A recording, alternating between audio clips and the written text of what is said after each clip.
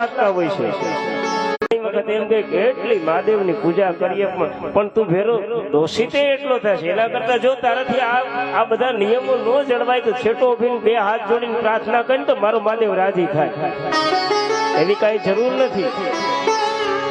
તું જો નિયમોને ફોલો ન કરી હોય તો છેટો ઉભીને હાથ જોઈ લે તો એ મારા મહાદેવ માટે ઘણું છે. હું તો એમ કહું મંદિરની અંદર ન જા અને તું બારોબાર હાવરનો લાઈન મંદિરને ગ્રાઉન્ડને સાફ કરી નાખ ને તો એનાથી મારા મહાદેવની મોટી બીજી કોઈ પૂજા નથી. સફાઈ કરી નાખો, પવિત્ર કરી નાખો. અને મહાદેવનું આંગણું પવિત્ર કરવાનો પણ એટલો જ મહિમા છે. સફાઈ નો બહુ મહિમા છે. મારો મહાદેવ એના ઉપર બહુ રાજી થાય છે.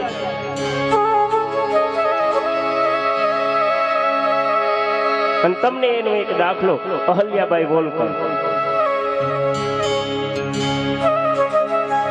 સોમનાથના મંદિરે જાવ ને આગળ જૂના સોમનાથ તરીકે ઓળખાય છે અહલ્યાબાઈ નું મંદિર.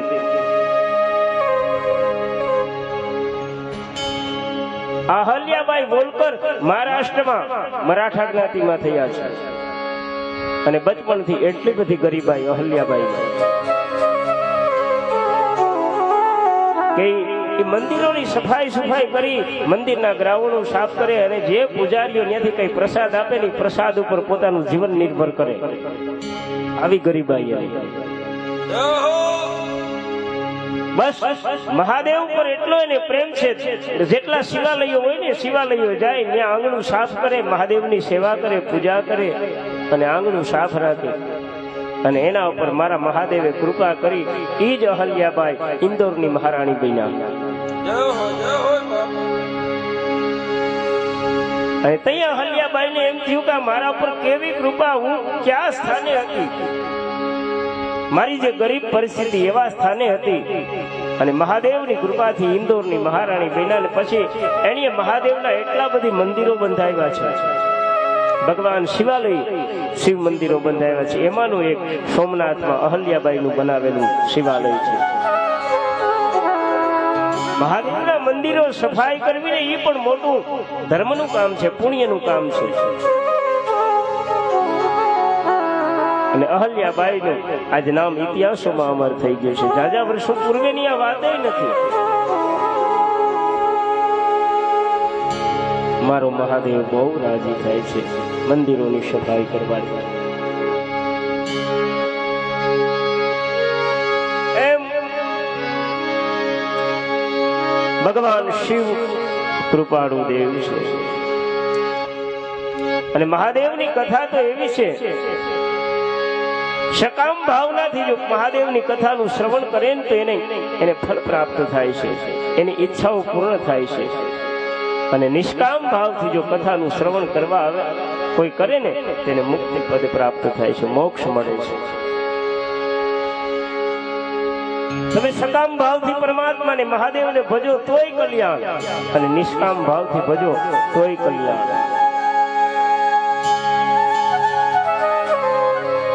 મહાદેવનું પૂજન ને મહાદેવની ભક્તિ એવી છે ને કે એકેય પ્રકારે ત્યાં હારવાની વાત નથી, ત્યાં જીત જ છે. ભક્તની જીત થાય નહીં. ચાહે તો સકામ ભાવ અને ચાહે તો નિષ્કામ ભાવ.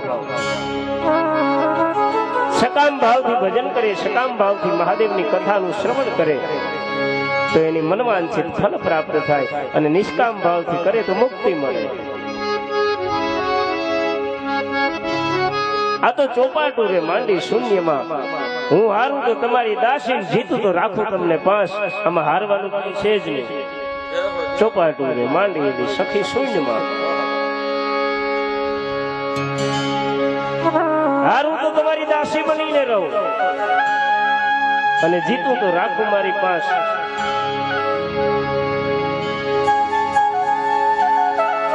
શરત જોવું એટલામાં ક્યાં હારવાનું હોય ભાઈ.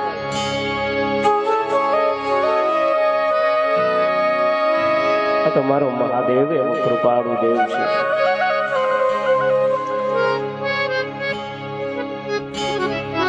અને મહાદેવ તો ભક્તિ ને મુક્તિ બે આપનારો દેવ હોય તો મહાદેવ છે, ભગવાન શિવ છે.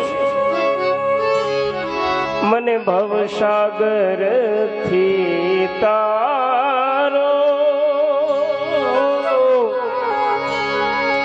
પ્રભુ જાણીને બાળ તમારો મન ભાવ સાગર ભીતારો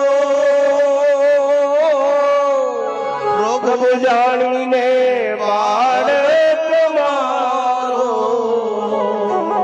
તમે ભક્તિ મુક્તિ દેનારા રે તારી કરુણાનો કોઈ પાર નથી તમે ભક્તિ મુક્તિ દેનારા રે તારી કરુણાનો કોઈ પાર નથી બાપ મહાદેવની કથા જીવનું કલ્યાણ કરનારો છે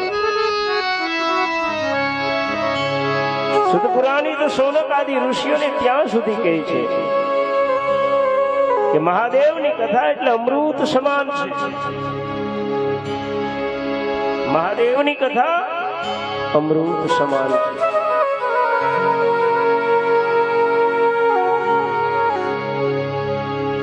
કારણ કે અમૃત થી મુક્તિ ન મળે અમૃત પીવાથી અમર થવાય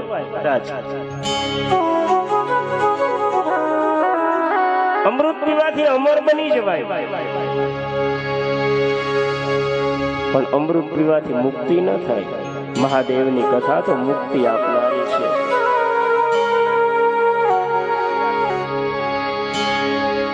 અને એમાંય મહાદેવની કથા એ અમર કરનારી છે એના અમે ના નહીં અને અમૃત થી તો અમરે નથી થવાનું અહીંયા બહુ ધ્યાન રાખજો સમુદ્રનું મંથન થઈને અમૃત નીકળ્યું ભગવાન વિષ્ણુએ મોહિની રૂપ ધારણ કરીને દેવતાઓને અમૃત પાયું આ કથા બહુ વિદિત છે જાણીતી છે બધાને ખબર છે તો બધાય દેવતાઓએ અમૃત પીધું તો બધાય દેવતા ભુવાતા અમર ન થયા ક્યાં કઈ નહીતર એની પીધું અમૃત બધાય પણ એકેય દેવ અમર ન થયો એની અમૃત પીધું તો પુરાણો ની અંદર એના આયુષ્ય નો માપ આપ્યો ભલે થોડાક લાંબા આયુષ્ય પણ એને જાવું તો પડે એને આ બધા જીવને શિવમાં લઈ તો થવું પડે એટલો સમય થાય એટલે વિષ્ણુ લઈ પામે એટલો સમય થાય એટલે બ્રહ્મા લઈ પામે એટલો સમય થાય ઇન્દ્ર ચંદ્ર વરુણ કુબેર જેટલા દેવ છે એ બધાને સમય આવે શિવમાં લઈ થવું પડે એ બધાને હમાઈ જવું પડે તો એકેય અમર તો ન થયા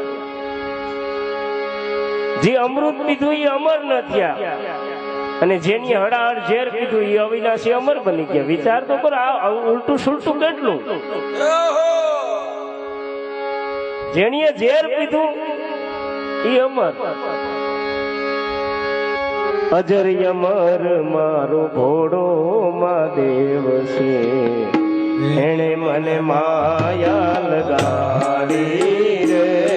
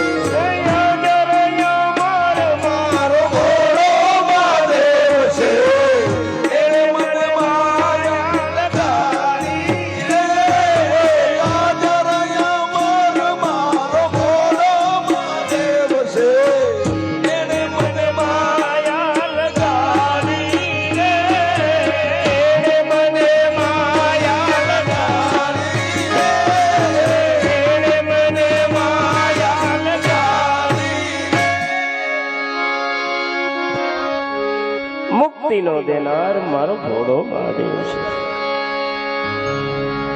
વાત તો હું અહીં એ કરું છું કે દેવતાઓએ અમૃત પીધું તો એ અમર ન થયા,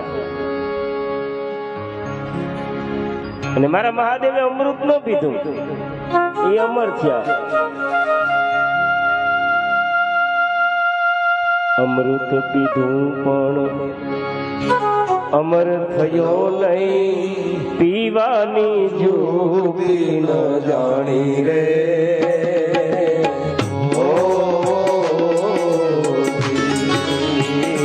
અમૃત પીધું પણ અમર થયો નહીં, પીવાની જોગી ન જાણી રે.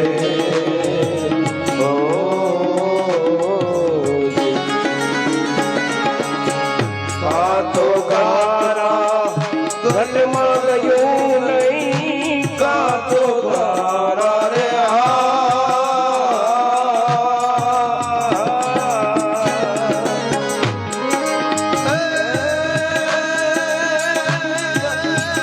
ઘટમાં ગયું નહીં, ઘટમાં ગયું નહીં, પીવામાં આવ્યું પાણી મારા સંતો, પીવામાં આવ્યું પાણી મારા સંતો.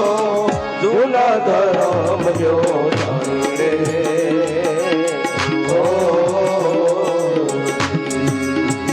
જૂના ધર્મ લ્યો જાણે મારા સંતો, જૂના ધર્મ લ્યો જાણી રે.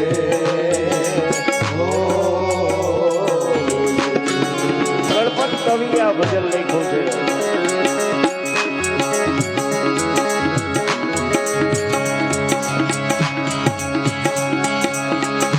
નદી કિનારે કોઈ નવો ત્રોષા નહીં રે સમાઈ રે.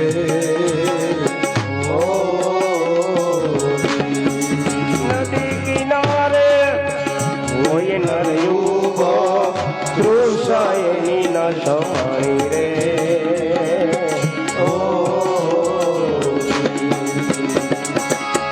કાતો એનું અંગયાલ શું, કાતો એનું રે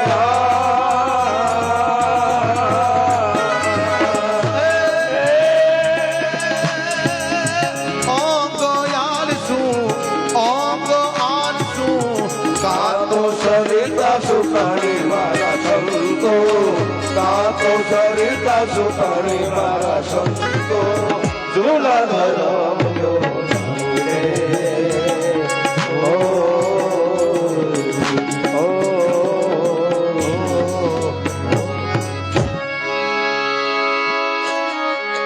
ગણપત કવિએ લખ્યું છે કે અમૃત પીધું પણ અમર નથી. તો અહીંયા ફરક શું રહી ગયો? કીધું કે અમૃત પીધું પણ અમર ના થયા. એનું કારણ કે કાં પીવાની રીત ન આવડી, કેવી રીતે પીવાય એ ખબર ન પડી, અને કાં પીધું એ પાણી અમૃત નહીં. બાપ, મહાદેવની કથા તો અમૃત જ છે, જેને કથામૃત કહેવામાં આવ્યું છે.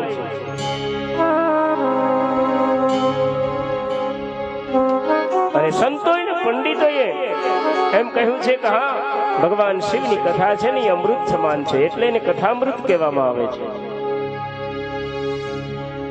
અને કોઈ સમયે અમૃત બાબતમાં વિવાદ પણ થયેલો. પંડિતો મળ્યા ને તો બધાએ કીધું કે આપણે પણ અમર થાવું તો અમૃત ગોતીએ. તો કોઈએ કીધું કે વિદ્વાનોએ કીધું કે અમૃત મળશે ક્યાં? એટલે એક વિદ્વાને કીધું કે જ્યાંથી નીકળવું હોય ત્યાં મળે. સમુદ્ર હલોયું હતું ને સમુદ્રમાંથી અમૃત નીકળ્યું હતું. ધન્વંતરી ઋષિ અમૃતનો કૂપ લઈને નીકળ્યા હતા. તો વિદ્વાનોએ કીધું કે આપણે પણ દરિયે જઈએ, સમુદ્રએ જઈએ, અને આપણે પણ આ સમુદ્રને વલોવીએ એટલે અમૃત નીકળશે. આપણે દરિયાને કાંઠે જ આવ્યા છે અમૃત લેવા માટે. પણ ફરક એટલો છે, આપણે વલોવવાનો નથી. બસ એક જીતે જ્ઞાન મગ્ન થઈ મહાદેવની જે અમૃત વર્ષા થાય છે, જે વાણીની અમૃત વર્ષા થાય છે, આ વાણીને દ્રઢીભૂત કરવાની છે, પોતાના જીવનમાં ઉતારવાની છે. જીવનું કલ્યાણ થાય થાય અને થાય.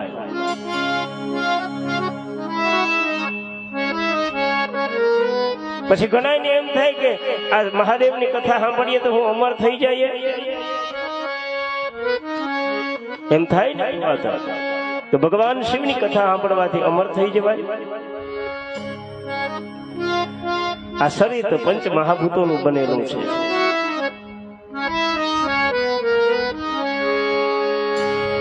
પણ આત્મા છે ને એ અમર છે. મહાદેવની કથા સાંભળવાથી એ આત્મા ક્યાંય ભટકે નહીં ને અમર લોકનો વાસી થાય. આ 100%ની વાત છે. એ આત્મા છે એ અમર લોકનો વાસી બની જાય. મહાદેવની કથા એ કામ કરે છે ને એ વારંવાર એ આત્માને ભટકવું ન પડે, અમરલોકનો વાસી બની જાય. આવન જાવનના ફેરામાંથી આ જીવ છૂટી જાય. અને આ જીવને મોટામાં મોટું કોઈ દુઃખ હોય તો આવન ને જાવનનું છે.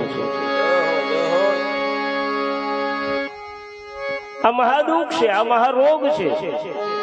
અને આ મહારોગને મટાડવું હોય તો મહાદેવની કથાનું શ્રવણ કરવું પડે, મહાદેવનું ભજન કરવું પડે, મહાદેવનું કીર્તન કરવું પડે, મહાદેવનું ચિંતન કરવું પડે, મહાદેવનું મનન કરવું પડે. બસ શરત એટલી જ, બીજું કાંઈ નહીં. એટલે આ જીવ પરમ ગતિને પામી જાય. પંડિતો એ ખેર વાત એ કરું છું, અમૃતની શોધ માટે પંડિતો સમુદ્રને કિનારે જઈને કીધું, સઘો નામ સમુદ્ર જ્યાંથી નીકળું ને આપણે અમૃત લેવા જઈએ. એટલે એક પંડિતે કીધું કે ના રે ના, દરિયામાં હવે અમૃત હોય નહીં. એ તો હતું એ દેવતાઓ લઈ ગયા હતા. કેમ ન હોય? તો કે જે દરિયામાં અમૃત હોય તે મીઠો ન હોય, ખારો હું કામ હોય? એમાં ક્ષારાત શા માટે છે? અમૃત હોય તો મીઠો હોય ને. એટલે બીજા પંડિતો તરત કે તો ભાઈ અહીંયા દરિયામાં નહીં હોય, બીજું શું તમે કયો ક્યાં હોય? એટલે એક જણાએ કીધું કે અમૃત ન સઘો, અમૃત તો વિધો. વિધો નામ ચંદ્રમા. ચંદ્રમા પાસે અમૃત છે, જેથી કરીને અમૃતની વૃષ્ટિ થાય છે. ચંદ્રમાની શીતળતાની હારે અમૃતની વૃષ્ટિ થાય. અને એટલે તો આ જગતમાં જેટલી ઔષધિ ઝાડ પાન બધું છે ને ચંદ્રની જે અમૃત વર્ષા થાય એને કારણે થઈને એની વૃદ્ધિ થાય છે. એટલે કહ્યું કે ચંદ્રમામાં અમૃત છે, આપણે બધાએ હાલો ચંદ્રમામાં જઈએ. એટલે એક વિદ્વાને કીધું કે નાના ભાઈ ન્યા જવાની જરૂર નથી, મને તો એવું લાગે કે ચંદ્રમા પાસે પણ અમૃત નથી. કીધું તમે એમ કેમ કહો છો? તો કે ચંદ્રમા પાસે જો અમૃત હોય તો ચંદ્રમા કાયમ માટે 16 કળાનો રહેવો જોઈએ. ક્ષીણ હું કામ થઈ જાય? 15 દી એની કલા નાશ પામે, 15 દી વૃદ્ધિ પામે. માટે એની પાસે પણ અમૃત નથી. ન સખો ન વિધો. તો એક વ્યક્તિએ કહ્યું કે ચંદ્ર તો અમૃત છે ક્યાં? એટલે એમને કીધું ના સખો ના વિધો, અમૃત તો સ્વર્ગમાં છે. દેવતાઓએ પાન કર્યું હતું ને હજુ દેવતાઓ પાસે અમૃત છે, માટે આપણે બધા સ્વર્ગમાં જઈએ અને અમૃત લઈ આવીએ. એટલે એક પંડિત અને વિદ્વાને કીધું કે ના રે ના ભાઈ, સ્વર્ગમાં પણ અમૃત નથી. કેમ? તો કે સ્વર્ગમાં જો અમૃત હોય તો સ્વર્ગમાં જનારો વ્યક્તિ પાછો ક્ષીણ થાય, એના પાપ પુણ્ય ક્ષીણ થાય, એટલે પાછો મૃત્યુલોકમાં હેઠો આવે, પુણ્ય પૂરા થાય. જો ત્યાં અમૃત હોય તો ત્યાં કાયમ માટે ટકવો જોઈએ, ત્યાંથી ક્ષીણ ન થવો જોઈએ, અહીં આવવો ન જોઈએ પાછું. અને સ્વર્ગમાં તો મનુષ્ય પોતાના સારા કર્મના ફળ ભોગવવાને માટે જાય છે. ત્યાં કાયમ કોઈ રહી શકતું નથી. જેટલા તમારા પુણ્ય હોય ને એટલો સમય સ્વર્ગમાં રહી શકાય. જેવા તમારા આપણા પુણ્ય પૂરા થાય એટલે સ્વર્ગમાંથી તરત ક્ષીણ નીચે પડે છે પાછો. અને એના માટે હું ઘણી વખત ઇન્દ્રધૂમ રાજાની વાત કરતો હોઉં છું. ઇન્દ્રધૂમ રાજાએ 1000 યજ્ઞ કર્યા હતા. 100 યજ્ઞ કરીને 100 યજ્ઞના ફળ સ્વરૂપ ઇન્દ્રધૂમ રાજાને એક વખત સ્વર્ગ પ્રાપ્ત થયું હતું. અને સ્વર્ગની ગાદી મળી. ઇન્દ્રધૂમ રાજા સ્વર્ગની ગાદી ઉપર બિરાજમાન થયા. પણ થોડો સમય થયો એટલે બ્રહ્માના પાર્ષદો આવ્યા અને આવીને કીધું કે હે ઇન્દ્રધૂમ રાજા, તમે આ ગાદીને ખાલી કરો. કેમ? તો કે તમારા પુણ્ય પૂરા થઈ ગયા. તમે મૃત્યુલોકમાં જાઓ. ઇન્દ્રધૂમ રાજાએ પણ મારા પુણ્ય એમ કેમ ખતમ થઈ જાય? મેં 100 યજ્ઞ કર્યા છે અને યજ્ઞના ફળ સ્વરૂપ હું આ સ્વર્ગમાં આવ્યો ને મારા 100 યજ્ઞનું ફળ ઘડીકમાં પૂરું.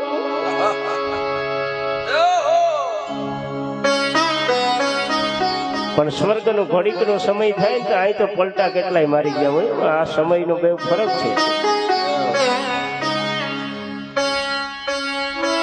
કારણ કે એ એક કથા જ્યારે રેવત રાજા પોતાની દીકરી લઈને સ્વર્ગમાં ગયા હતા ઇન્દ્રને પૂછવા માટે. આપણો જુનાગઢનો રેવતાચળ કહેવાય આ પર્વત. આ રેવત રાજા પોતાની દીકરીને લઈ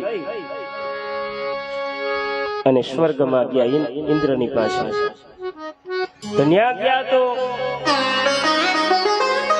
એવા સમયે ઇન્દ્રની એ દેવસભાની અંદર અપ્સરાઓ ગાતી હતી, નાચ ગાન હાલતો હતો. એટલે રેવત રાજાને એમ થયું ઘડીક આ કાર્યક્રમ પૂરો થાય પછી હું ઇન્દ્ર રાજાને કહું કે મારે આ દીકરીને હું કોની હારે પરણાવું, તમે કયો ને એવા વર હારે મારી દીકરીને પરણાવું. રેવતીને એટલે એક સાઈડમાં આ રેવત રાજા પોતાની દીકરીને લઈને ઉભો છે કે આ બધો કાર્યક્રમ પૂરો થાય પછી ઇન્દ્ર રાજાને પૂછવું છું. આ બધો કાર્યક્રમ પૂરો થયો એટલે રેવત રાજા ઇન્દ્ર રાજાની પાસે આવીને કીધું કે હે મહારાજ ઇન્દ્ર સ્વર્ગાધિપતિ, હું તમારી એક સલાહ લેવા આવ્યો છું. શું? તો કે આ મારી યુવાન દીકરી છે ને હું એને ક્યાં પુરુષ હારે મૃત્યુલોકમાં પરણાવું, તમે કયો ને એની હારે પરણાવું. એટલે સ્વર્ગના અધિપતિ ઇન્દ્રએ કીધું તમારા મગજમાં કોઈ મૂર્તિયા ખરા એવા રાજાઓ એની હારે તમારી દીકરી? એટલે અમુક નામ આપ્યા. ઇન્દ્ર રાજાએ કીધું કટાણી એ કઈ નથી ન્યા. એ તો કેદીને એની કેટલી પેઢીઓ વહી ગયો. અહીંનો એટલો સમય જાય તો ન્યા તો કેટલું બધી પરિવર્તન થઈ જાય. તમે જેટલાને ઓળખતા હતા ને એની કેટલી પેઢીઓ થઈ ગયો, એનો નાશ થઈ ગયો. ન્યા એટલો સમય વીતી ગયો. સ્વર્ગના સમયને ન્યાના સમયને એટલો ફરક છે. મૃત્યુલોક. રેવત રાજે કે હું વાત કરું તો કે હા ન્યા તો યુગ પલટા થઈ જાય એટલો સમય. તો કીધું તો આ દીકરી કોને પરણાવું? તો કે અત્યારના સમયમાં તમે જલ્દી જાઓ હજી અહીંથી. અને કૃષ્ણના ભાઈ બલભદ્ર છે ને એની હારે તમારી દીકરી પરણાવવાને માટે યોગ્ય છે. એની હારે તમારી રેવતીને વિવાહ કરી દો. મારું કહેવાનું તાત્પર્ય એ છે કે સ્વર્ગલોકની એક ક્ષણ ને અહીંનો કેટલો સમય. એટલે ઇન્દ્રધૂમ રાજાને એમ થયું કે મારા 100 યજ્ઞનું ફળ હજી તો અહીં આવી ખુરશી ઉપર ઘડીક થયા બેઠો. તમારા 100 યજ્ઞનું ફળ પૂરું થઈ ગયું. અને પાર્ષદોને કીધું કેટલા સમયમાં પૂરું થઈ ગયું? પાર્ષદો કેટલો સમય? એ તો ન્યા તમારો સમય જાજો હોય, અહીં તો ઘડી બસ મારે જવાનું. તો કે હા જવાનું. તો કે અહીં કેટલો સમય રહી શકાય? તો કે ન્યા તમારી કીર્તિ બોલાતી હોય ને એટલો સમય. ન્યા તમને કોઈ ઓળખતું હોય, તમે યજ્ઞ કર્યા એ મહિલા માણસો હોય તમે એટલો સમય રહી શકો. તો કે હજી તો હું હમણાં જયારે હોય તો કે ન્યા કોઈ છે નહીં, જવું જ જાઓ. ઇન્દ્રધૂમ રાજા નીચે આવ્યા અને આવીને આ વખતે એને એમ થયું કે મારે કોઈ લાંબા આયુષ્ય વાળો માણસ હોય ને તો એને પૂછું મારી કીર્તિ વિશે. મેં આટલા યજ્ઞ કર્યા એની તમને ખબર છે? ઇન્દ્રધૂમ રાજા ઘણા ઋષિઓની પાસે જાય છે, ખગ મુનિ બગ મુનિ. કારણ કે ઘોડની ખગની ખગરાજ એટલે ગીધની ઉંમર મોટી હોય. કેટલાક ઋષિઓની પાસે જાય. ફરતો ફરતો એ કાચબાની પાસે જાય. એને એમ થયું કે જેની પીઠ ઉપર મેં યજ્ઞ કર્યો તો ની કાચબો કદાચ હજી હોય તો એની પાસે જાવ. કાચબાનું આયુષ્ય બહુ લાંબુ હોય. ઇન્દ્રધૂમ રાજાની સરોવરને કિનારે આવે. જે કાચબાવાથી યજ્ઞ કર્યો તેની પાસે આવે એટલે કાચબો પણ તરત પાણીમાં સરકી ગયો. વળી પાછો અમારી પીઠ ઉપર યજ્ઞ કરશે. અને કાચબાનું આયુષ્ય લાંબુ હોય. હજી પણ આપણે યજ્ઞ કરીએ ને તો બ્રાહ્મણ દેવતાઓ જે પીઠ બનાવે ને કાચબાના આકારની બનાવે. કારણ કે એનું લાંબુ આયુષ્ય હોય. એટલો સમય અહીં કીર્તિ ટકી રહે એટલા માટેની કાચબાની. કાચબો સરકો સીધો સરોવરમાં ગયો. એટલે ઇન્દ્રધૂમ રાજાએ કીધું કે ભાઈ ઉભો રે, મારે હવે યજ્ઞ નથી કરવો, મારે તને પૂછવું છે. અને ઇન્દ્રધૂમ રાજા આવ્યા અને કીધું કે હે કશ્યપ ઋષિ, તમારી તો એટલી ઉંમર છે, પણ આનાથી કોઈ વધારે ઉંમર વાળું કોઈ ખરું તો એની હાજરીમાં હું કઈક એવું કર્મ કરું જેથી કરીને હું સ્વર્ગમાં રહું. એટલે કાચબાઈએ કીધું કે હા, એક એવા ઋષિ છે. કોણ? તો કે લોમહર્ષણ ઋષિ. લોમહર્ષણ ઋષિ, હા. એનું આયુષ્ય કેટલું? તો કે લોમહર્ષણ ઋષિ બ્રહ્માજીને પ્રસન્ન કર્યા અને બ્રહ્માજી પાસેથી અજર અમરતાનું વરદાન માંગ્યું. એટલે બ્રહ્માએ કીધું કે હે લોમહર્ષણ, અજર અમરતાનું વરદાન આ જગતમાં કોઈને આપી ન શકાય, કારણ કે આ મૃત્યુલોક છે. આ મૃત્યુલોકમાં જે આવે એને જવું પડે. જેનો જન્મ થાય એનું મૃત્યુ આવે, જેનું નામ ધર્યો એનો નાશ થાય. મૃત્યુ લોકમાં કોઈથી અમર રહી શકાતું નથી. તમે બીજું કઈક વરદાન માગો, આમ બ્રહ્માજીએ કહ્યું હતું. અને બ્રહ્માજીએ આમ કહ્યું એટલે લોમહર્ષણને કીધું કે તમે લાંબુ આયુષ્ય માગી શકો, પણ અહીં રહી જ રહેવું, કાયમ માટે રહેવું એવું ન માગી શકો, કારણ કે અજર અમર રહેવાની અહીં કોઈ એવી સિસ્ટમ છે જ નહીં. માટે બીજું કોઈ વરદાન માંગો. અને એવા સમયે લોમહર્ષણ ઋષિએ બ્રહ્માજી પાસેથી વરદાન માંગ્યું છે લાંબા આયુષ્યનું. કેવા લાંબુ આયુષ્યનું?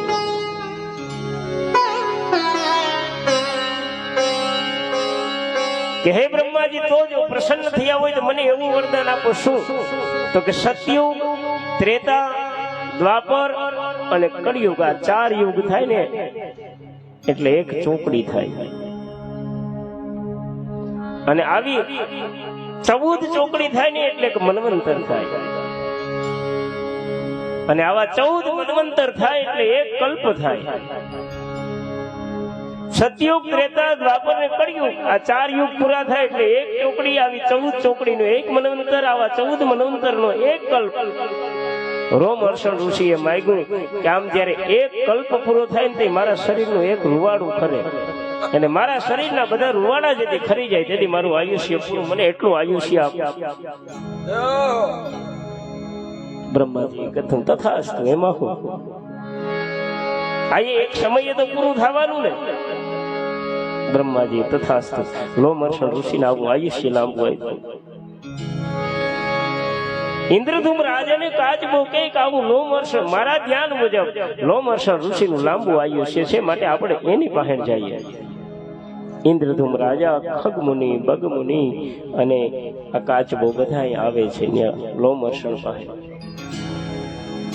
પણ આવીને જોયું ને તો ઇન્દ્રધૂમ રાજાને મનની અંદર અચરજ લાગી.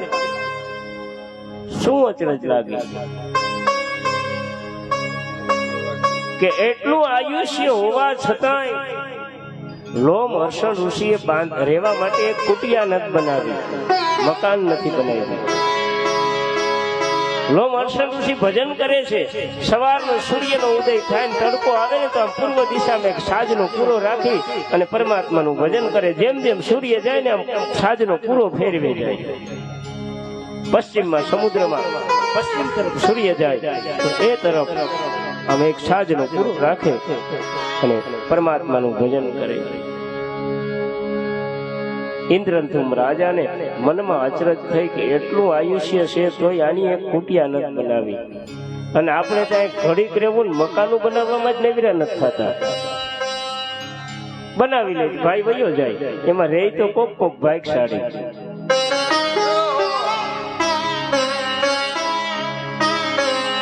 ઇન્દ્રધૂમ રાજાએ કુટિયા ન બાંધી એટલે ઇન્દ્રધૂમ રાજાના મનની અંદર લોમહર્ષણ ઋષિએ કુટિયા ન બાંધી એટલે મનમાં અચરજ થઈ કે ઋષિએ કુટિયા નથી બાંધતા.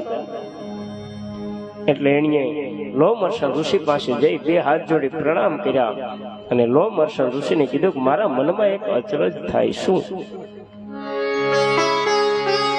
તો કે તમારું એટલું લાંબુ આયુષ્ય એ છતાંય તમે કુટિયા નથી બાંધી.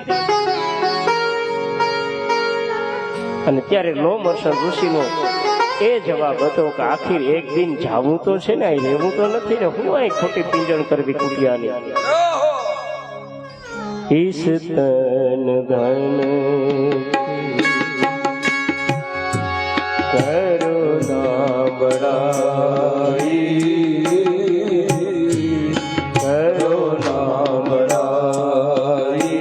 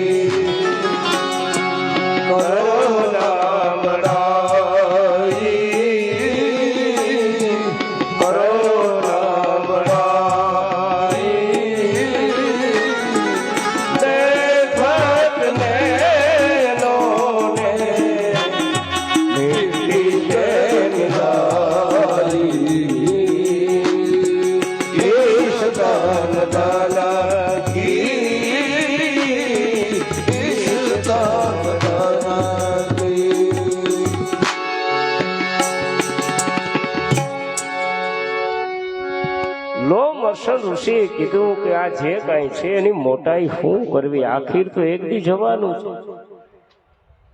અને ઇન્દ્રધૂમ રાજાને એમ થયું કે ઓહો, આપણે તો થોડી જિંદગીને એમાં કેટલું કરવાય, આ કરવાની પાછળ આપણે દોડમાં વયા જઈએ, સાચો રસ્તો ભૂલાઈ જાય છે. ખેર વાત અમૃતની શોધની કરી રહ્યો છું કે પંડિતોએ વિચાર કર્યો કે અમૃત છે ક્યાં. કોઈએ કીધું કે સગો સમુદ્રમાં, તો કે સમુદ્રમાં હોય તો એ ખારો ન હોવો જોઈએ. તો કોઈએ કીધું વિધો એટલે ચંદ્રમા, એટલે ચંદ્રમામાં એક પંડિતે કીધું કે જો ચંદ્રમામાં અમૃત હોય તો એ ક્ષીણ ન થવું જોઈએ, કાયમ હોળકડાનો રહેવો જોઈએ. તો કે અમૃત ત્યાંય નથી. એનાથી આગળ કીધું કે સ્વર્ગમાં અમૃત સ્વર્ગમાં છે, કે સ્વર્ગમાં નથી. જો સ્વર્ગમાં હોય તો સ્વર્ગમાં જનારા પાછા નીચે પડવાનો જોઈએ, તો સ્વર્ગમાં પણ નથી. ના સઘો ના વિધો ના સ્વર્ગો. એટલે કોઈએ કીધું કે ના સઘો ના વિધો ના સ્વર્ગો, તો અમૃત ફણી મૂકે. જે શેષ નાગ આખી પૃથ્વીનો ભાર ઉપાડીને બેઠા છે ને, એની ફેડ ઉપર અમૃત છે, કોઈ એમ કીધું. એટલે એક પંડિતે કીધું કે ના ફણી મુખે નથી. કેમ? તો કે જો ફણી મુખે હોય તો કોઈને દંશ આપે ને અમર થવો જોઈએ, મરવો ન જોઈએ. એ કોઈને જો દંશ આપે, જો એના મુખમાં એની ફેણ ઉપર અમૃત હોય તો એ અમર થઈ જવો જોઈએ, એનું મૃત્યુ ન થવું જોઈએ. માટે અમૃત ત્યાં પણ નથી, ફણી મુખે પણ નહીં. ના સગો ના વિધો ના સ્વર્ગો ના ફણી મુખે. તો કોઈએ કીધું કે તો અમૃત છે ક્યાં? એટલે એક નવયુવાન પંડિત હતો, એણીએ કીધું કે ભાઈ બીજે ક્યાં નહીં, વધુ મુખે નવોઢા પરણેલી સ્ત્રીના મુખ ઉપર અમૃત હોય, એની લાવણ્ય હોય, એ અમૃત હોય છે. એટલે કોઈ વિદ્વાને કીધું કે એવું નથી, આ બધું ખોટું છે, આ તો વાસનામય જીવ છે એટલે એની વાતો કરે છે.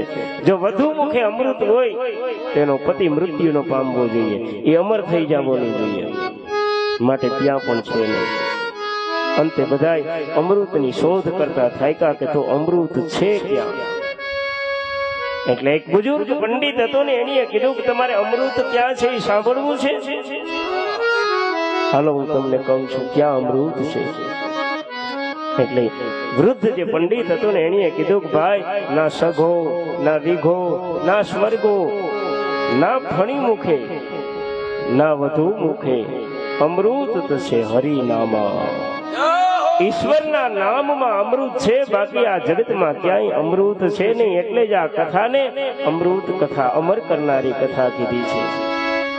શિવ કથામાં અમૃત રસ છે.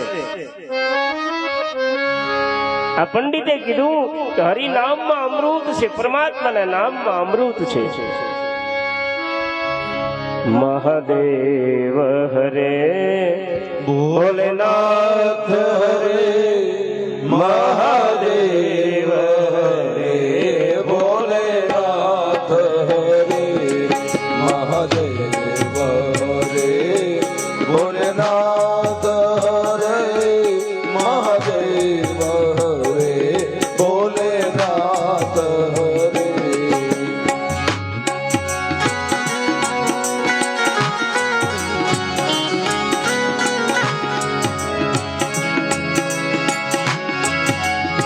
અમૃત સમુદ્રમાંથી નીકળ્યું, એ અમૃતને પીધું તો દેવો અમર ન થયા.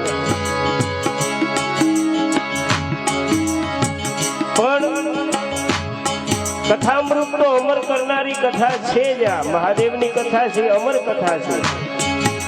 અને અમર કથાનો જે વ્યક્તિ આશ્રય કરે ને એ અમર બને. બધી કથાઓને અમર કથા નો કહેવાય, બહુ ધ્યાન રાખજો. કારણ કે આ જગતમાં ઘણી બધી કથાઓ હાલે છે, એ બધી કથાને અમર કથા ન કહેવાય. અમર કથા એક હોય તો મારા મહાદેવની કથા અમર છે. કારણ કે જે દેવ અમર હોય ને એની અમર કથા હોય. જે દેવ સ્વયં જેની કથા છે, જો એ જ અમર ન હોય તેની કથા અમર ન હોય. મારો મહાદેવ તો અજર અવિનાશી છે, એટલે એની કથાને અમર કથા કહેવામાં આવી છે. મહાદેવ હરે ભોલેનાથ રે મહાદેવ રે ભોલેનાથ રે મહાદેવ રે ભોલેનાથ રે મહાદેવ રે ભોલેનાથ રે અરે ગાવો ગાવો પ્રેમ સે ગાવો ગાવો ગાવો પ્રેમ સગાવો પ્રેમ સે ગાવો ભાવ સે ગાવો પ્રેમ સગાવો ભાવ સગાવો દિલ સે ગાવો યાદ હરિ ઓમ નમઃ શિવાય દિલ સે ગાવો યાર હરિ ઓમ નમઃ શિવાય ઓમ નમઃ શિવાય હરિ ઓમ નમઃ શિવાય ઓમ નમઃ શિવાય હરિ ઓમ નમઃ શિવાય ઓમ નમઃ શિવાય હરિ ઓમ નમઃ શિવાય ઓમ નમઃ શિવાય હરિ ઓમ નમઃ શિવાય सब मिलकर गावो यार ओम नमः शिवाय सब मिलकर गावो यार हरि ओम नमः शिवाय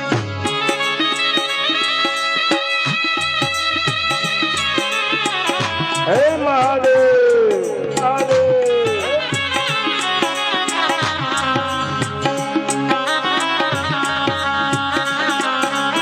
जय हो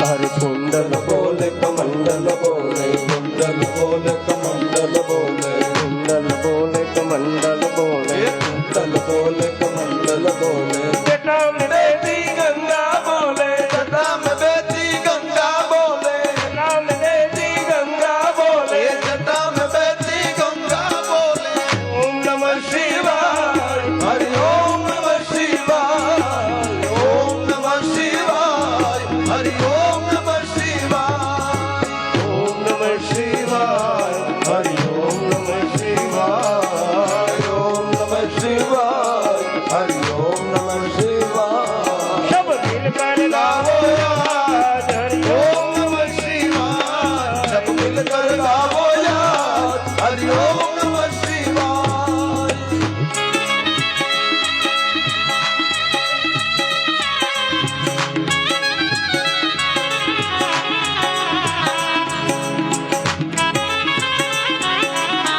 जय हो जय हो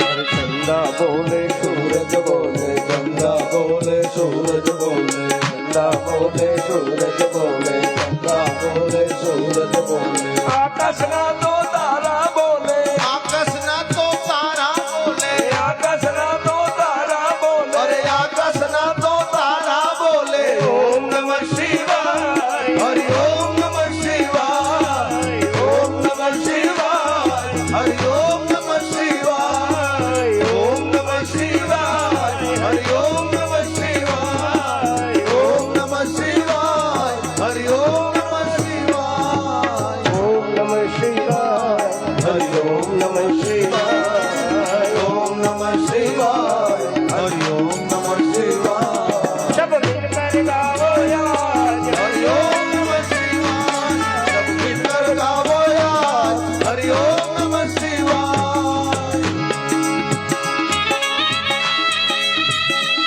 આવતીકાલે ને બાબાઈ તરફથી બટુક ભોજન અને મહાપ્રસાદનું આયોજન છે, તો દરેકે લાભ લેવો.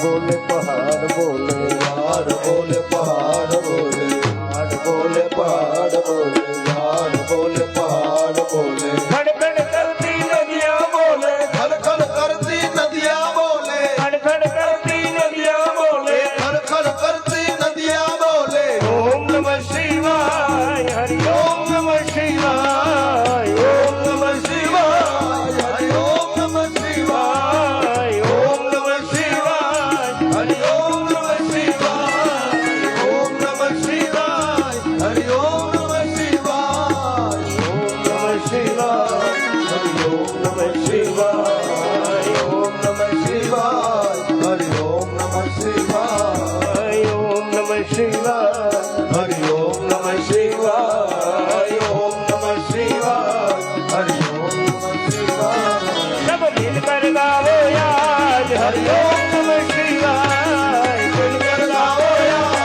हरि ओम नमः शिवाय हरि ओम नमः शिवाय हरि ओम नमः शिवाय हरि ओम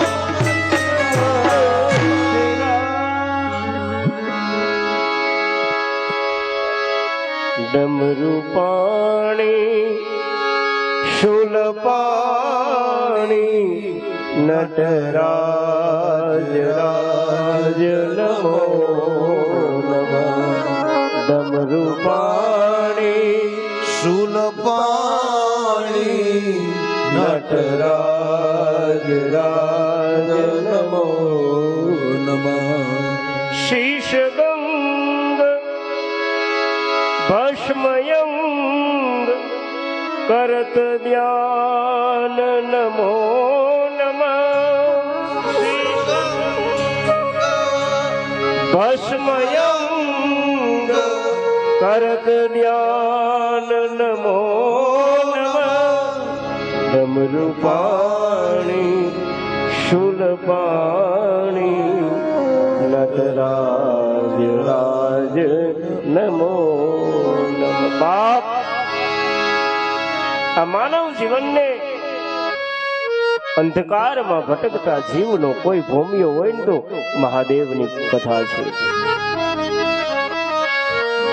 અંધકારમાં ભટકતા જીવનો કોઈ ભૂમિયો હોય તો ભગવાન શિવની કથા છે. મહાદેવની કથા એ ઉજાસની કથા છે. મહાદેવની કથા એ પ્રકાશની કથા છે. આ તો જેને અજવાળામાં રહેવું હોય ને એની કથા સાંભળવાની છે, બાકી અંધકારમાં તો અજીવ છે જ. જેને અજવાળામાં રહેવું હોય એની આ કથામાં આવવું. બાકી આ સંસાર અંધકારનો એક અંધારું જ છે. આ સત્સંગ છે એ જ એક પ્રકાશ છે જીવનનો.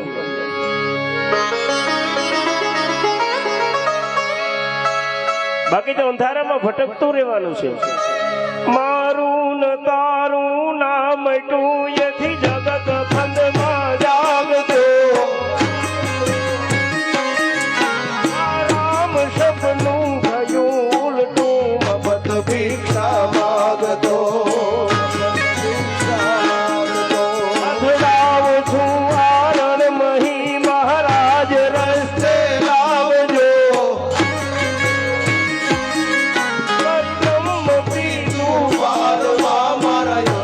વખતે આવજો મારા અંત વખતે આવજો.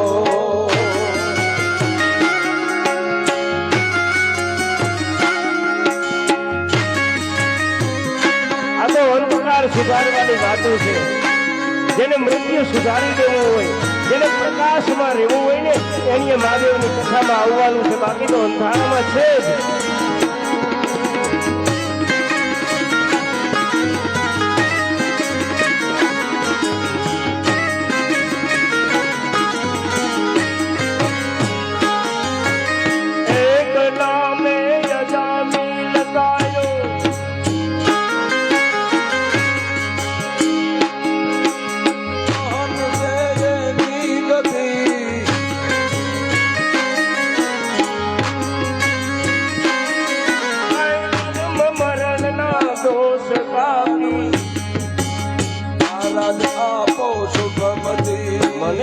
જણાવ્યો.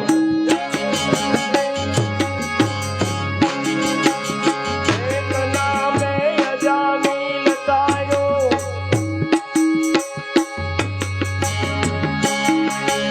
જાન સે તારી ગતિ, કઈ જન્મ મરણ ના દોષ કાપી મહારાજ આપો શુભમતી.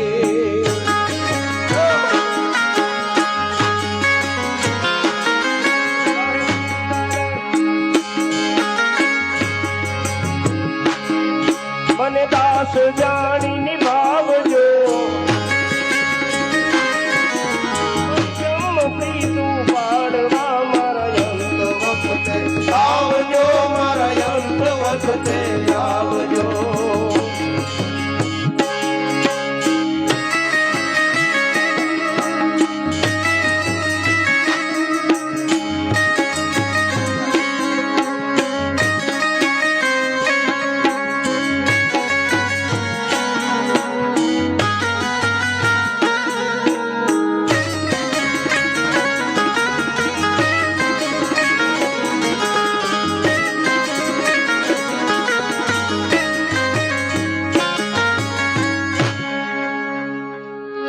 પવરણમાં ભટકતા જીવનો કોઈ ભોમ્યો હોય તો મહાદેવની કથા મારે ઈ કેવું છે. આ તો પિંગળસિંહ બાપુના બે દુવા હતા, સ્મૃતિમાં હતા એટલે મેં ગાયા છે. મારું ન તારું ન મટ્યું એથી જગત ફંદમાં જાગતો, આ રામ સપનું થયું ઉલઠું મફત ભિક્ષા માગતો.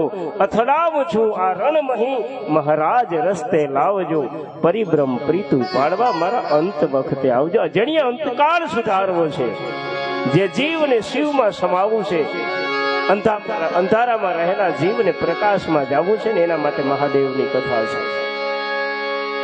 ભગવાન શિવની કથા ઉજાસ આપનારી કથા છે. અને એનાથી આગળ વાત કહું તો 4 પુરુષાર્થના ફળને આપનારી મારી મહાદેવની કથા છે. ધર્મ, અર્થ, કામ અને મોક્ષ, આ 4 પ્રકારના ફળને આપનારી કથા હોય તો ભગવાન શિવની કથા છે.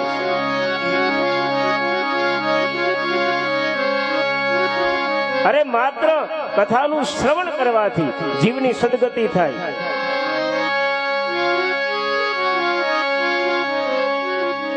જે જીવ માત્ર મહાદેવની કથા સાંભળે એની પરમ ગતિ થઈ જાય. પછી ભલે ની ગમે એવું પાપી હોય, અધમમાં અધમ પાપી હોય ને એની પરમ ગતિ થઈને એવા શિવ મહાપુરાણની અંદર કેટલાય દાખલા છે. એ કથા હું કરીશ, વર્ણવીશ, કોની કોની મુક્તિ થઈ આ કથા તમારી આગળ વર્ણવીશું. અધમમાં અધમ પાપી હોય, અરે બ્રહ્મ હત્યા જેવી જેના ઉપર પાપ હોય, બ્રહ્મ હત્યા, ગૌ હત્યા, સ્ત્રી હત્યા, બાલ હત્યા, ગમે એવી હત્યા કરી હોય ને તો એ હત્યાના કરનારાની પરમ ગતિ થઈ જાય મહાદેવની કથાનું શ્રવણ. મહાદેવની કથા, અરે શિવ મહાપુરાણની અંદર વર્ણન કર્યું છે કે આ જગતમાં એવું કોઈ પાપ નથી કે જે મહાદેવની કથા સાંભળવાથી પાપ બળીને ભસ્મ ન થાય. એવું જગતમાં કોઈ બીજું પાપ નથી. ગમે એવું પાપ કર્યું હોય તો મહાદેવની કથા સાંભળવાથી પાપ બળીને ભસ્મ થઈ જાય. પણ હા, એવા 3 પાપ એવા છે કે કથા સાંભળવાથી નાશ નથી પામતા આ જગતમાં, જેને મહાપાપ કીધા. આ જગતમાં પાપ તો છે, ભગવાન શિવની કથા સાંભળવાથી એવું કોઈ પાપ ન હોય કે બળી નાશ ન થાય. પણ 3 એવા મહાપાપ છે એ પછી ગમે એ કરવાથી નાશ નથી પામતા. માટે આ 3 પાપથી કાયમ દૂર રહેવું. ક્યાં ક્યાં પાપ છે કે જે ગમે એ કરો તો પછી એ પાપ બળતું નથી, પાપ ટળતું નથી. એ ઇન્દ્રના વજ્ર જેવું કઠોર થઈ જાય. પછી ગંગામાં નાવાથી પાપ ધોવાય નહીં. આવા કઠોર વજ્ર જેવા પાપ છે. આ 3 પાપ છે. ક્યાં તો કે પહેલું પાપ છે ક્યું, કોઈ ભગવાન શિવની નિંદા કરે ને એનાથી જગતમાં કોઈ મોટું પાપ નથી.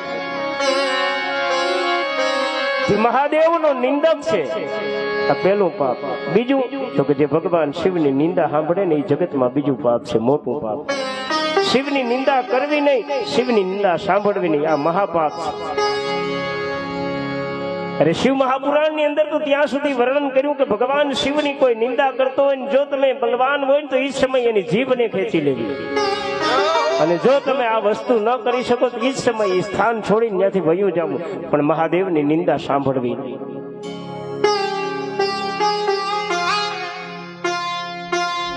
આ બે મહાપાપ છે, શિવની નિંદા કરવી ને શિવની નિંદા સાંભળવી.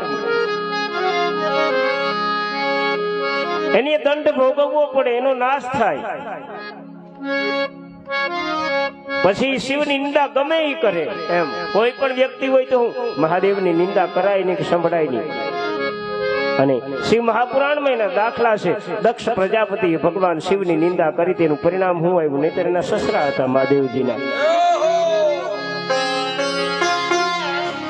દક્ષ પ્રજાપતિએ ભગવાન શિવની નિંદા કરી હતી, શું પરિણામ આવ્યું? એનું મસ્તક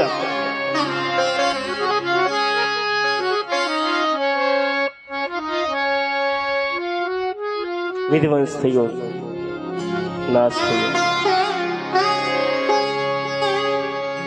દક્ષ સુયજ્ઞ વિનાશન લિંગમ તત પ્રણમામી સદા શિવલિંગમ. દક્ષનો નાશ થયો છે. આ બે પાપ. ત્રીજું મહાપાપ કયું છે? બહુ સાંભળજો. એ પાપ ધોવાતું નથી, શિવ કથા સાંભળવાથી ન ધોવાય. ક્યું? તો કે કોઈ શિવ દ્રવ્યની ચોરી કરે ને એ પાપ જગતમાં કોઈ દી ધોવાતું નથી. માટે કોઈ દી શિવ દ્રવ્યની ચોરી ન કરવી. જે શિવ દ્રવ્યની ચોરી કરે ને એ મહાપાપ છે. આ ત્રણ મહાપાપ. શિવની નિંદા કરવી એ પણ પાપ, શિવની નિંદા સાંભળવી એ પણ પાપ, અને એનાથી શિવ દ્રવ્યની ચોરી કરવી ને એ મહાપાપ છે. જે વ્યક્તિ શિવ દ્રવ્યની ચોરી કરે ને એનો ક્યાંય છુટકારો ન થાય. માટે આ પાપથી બહુ દૂર રહેવું. સાથે સાથે શિવ દ્રવ્ય કોને કેવું ને એના વિશે હું તમને બે વાતો કરી દઉં. કોને શિવ દ્રવ્ય કોને કહેવાય? શિવ દ્રવ્ય એટલે મહાદેવના મંદિરમાંથી પેટી ચોરી જવી એ શિવ દ્રવ્ય નથી.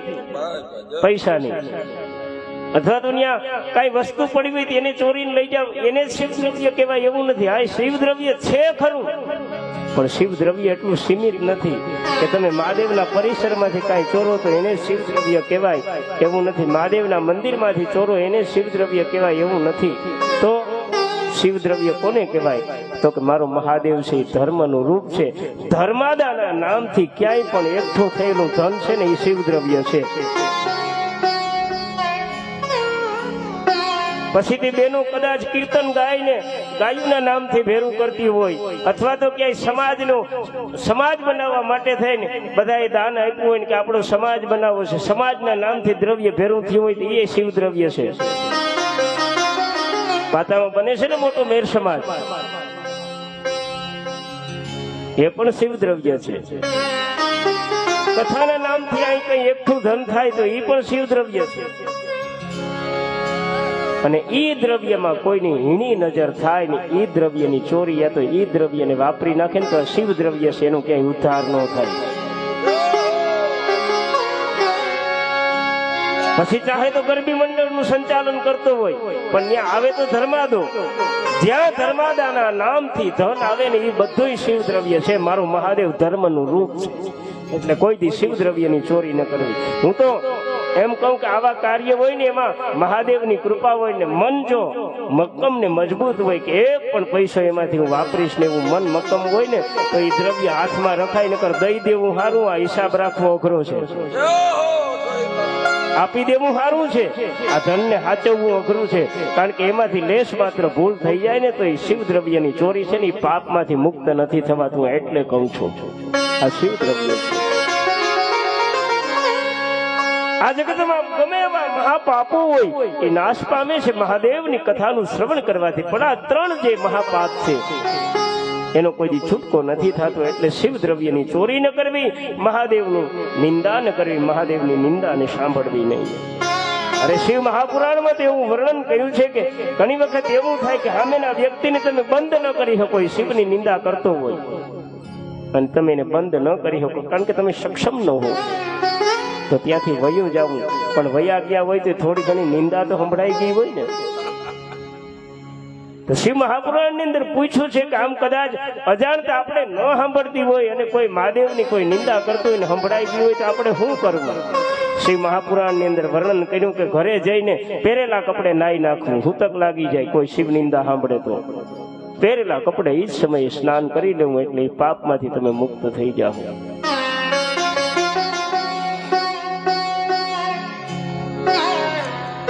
શિવ મહાપુરાણ ની અંદર વર્ણન કર્યું છે કે જ્યાં સુધી આ જગત ની અંદર મહાદેવની કથાનો ઉદય નહીં થાય ને ત્યાં સુધી બ્રહ્મ હત્યા જેવા પાપ બધા પ્રકાશવાના છે.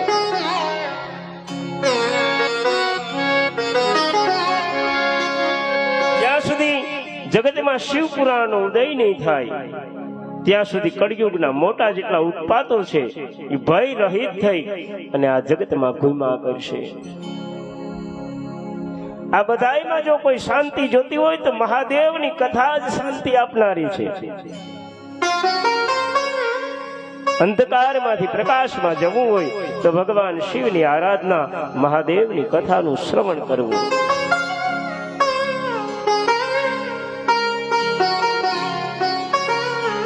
અને એ દ્રઢ વિશ્વાસ, દ્રઢ ભરોસો, મેં પહેલા જ દિવસે કીધું, ભરોસો રાખીને, દ્રઢ વિશ્વાસ રાખીને કે મહાદેવની કથા કલ્યાણ કરનારી છે અને છે.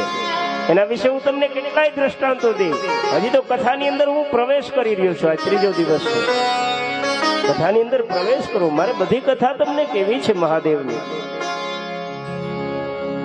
કેટલા જીવોનો ઉદ્ધાર થયો, કેટલાનું કલ્યાણ થયું, મહાદેવે ક્યાં ક્યાં કૃપા વર્ષાવી છે, આ બધી કથા મારે તમારી આગળ વર્ણન કરવી છે.